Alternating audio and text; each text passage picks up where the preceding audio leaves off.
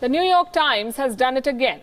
The American newspaper's latest article on the Pulwama terror attack is an example of how Western media misleads readers and tries to influence the narrative about India. The headline described the Pulwama terror attack, which killed 40 Central Reserve Police Force men, CRPF men, as an explosion. It said, in India's election season, an explosion interrupts Modi's slump. Indians worldwide called out the newspaper for its biased writing and said that this article is more of an unsubstantiated opinion piece than a factual report. The online outrage finally forced the New York Times to change the headline, and that is also rare. They were forced to change. The word explosion was replaced with the word bombing. They are still not calling it a terror attack, which is what it is. This is not the first time that the New York Times has spun stories against India. The article on the dogfight between Indian and Pakistani warplanes on the 3rd of March garnered sharp criticism. We reported about it here on this channel and on this show. The article questioned India's capability of waging war following the aerial clash between India and Pakistan. But facts were overlooked, including the fact that an Indian Air Force MiG-21 Bison shot down a US-manufactured F-16. It was not just the New York Times, and not just that headline that was misleading. It turns out that the entire article is inaccurate. Let's look at the first example. The article says that Prime Minister Narendra Modi's biggest vulnerability is the economy. The New York Times says that India's economy grew at 6.6% in the most recent quarter and called it the slowest rate in 5 years. That is wrong, plain wrong. The slowest rate in 5 years was 5.7% in the first quarter of 2017. Get your facts right. Next, India was referred to as the fastest growing economy among quote-unquote most developed countries. India is the fastest growing large economy and is growing faster than all and not most developed countries. The New York Times has published more than 24 pieces of reportage, analysis, editorial and opinion on India and Pakistan since the 14th February attack on Pulwama. But it is clear that the so-called serious coverage is not up to the standard that is expected from a media house with a stellar reputation like the New York Times. The bias against India is evident in the choice of words. Vamsi Juluri, a media studies professor at the University of San Francisco, has taken a close look at the language of NYT articles about India. On the face of it, the headlines on Pulwama cover some of the major events of the conflict, but the primary concern is the negative projection of India. India, in the discourse of these headlines, quote-unquote, threatens and strikes in revenge. The Indian government has called its actions a preemptive strike, not an act of revenge at all. Pakistan, at the same time, according to the New York Times, quote-unquote, offers to investigate and vows to move against militants. Another headline claims that India lost the dogfight with Pakistan, but Islamabad supposedly rises above the Indian airstrike, wins the airstrike, frees the captured Indian pilot and even offered him tea. It may be fair to say that these headlines paint India as an aggressor in the conflict in comparison to Pakistan, which has fortitude and character, and if the New York Times is to be believed, a fantastic military. They wrote that too. And now that we've established the inherent bias of Western media on various issues, here's a brief look at why they matter. Why should we be discussing this at all in prime time?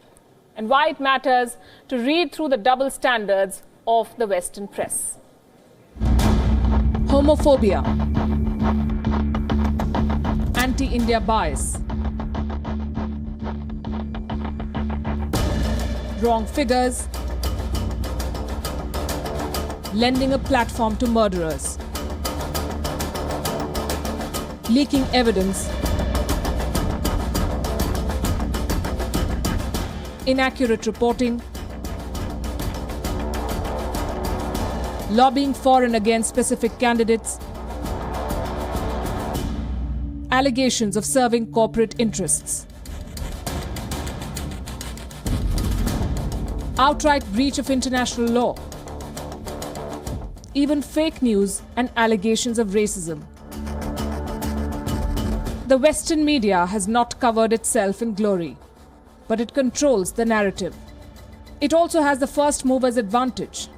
Experts say that the emergence of global media is a fairly recent phenomenon. Those with history and established credentials have huge pockets of influence because they have the reach, they have the access, and they have a dedicated consumer base. They live on the back of a rich monetary base. $167.6 crore in 2017. That's the revenue of the New York Times. $70.9 crore, the Washington Post. $646.7 crore, the BBC. It's not just the newspapers alone. The wire services earn more than $1,000 crore every year, and these are just rough estimates. Some of those wire agencies even published the number of victims in the Pulwama airstrikes, and some others said that there had been no impact, both without proof, without accountability. The money and the reach of the English language gives these outlets a huge edge and presence in foreign countries which they manipulate in their favor. As access to the internet increases, more and more people use these websites. This enables these news outlets to propagate their bias. It's all right for a media house to have an editorial view. It's not all right to pass opinion as reports. It's not okay to be hypocritical. Media research shows that even in the case of mass shootings, the language used to identify a black varies from the words used to identify a Muslim or an Afro-American. This racial bias is persistent. A white gunman is generally called a lone wolf. A non-white is often referred to as a terrorist acting alone. Motivations of murderers are also given a racial angle. The Western media has qualms about showing the blood of a white man. Do you remember seeing the remains of any victim after 9/11? They never showed any. But they do not think twice before showing photographs of Africans in abject poverty and malnutrition because sensibilities come with a color code. And above all is the creation of stereotypes.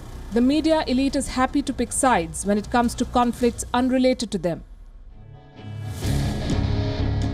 Be it the India-Pakistan conflict, or the Sri Lankan ethnic conflict, or the crisis in South America or Africa. And most of the time it is done with hidden agendas. Even their support or opposition to political parties or views are custom designed to serve their self-interest. Countries that serve vested business interests are projected positively, while others are earmarked for criticism. They're also involved in force-feeding views about countries, leaders, and events. They race at every chance to speak about Africa's leaders or India's caste complexities, often tagging traits to countries. But little do they speak about exploitation, racism, homophobia, anti-Semitism, and apartheid at home. And that is why it is important to question their propaganda. Bureau Report, Wion, World is One.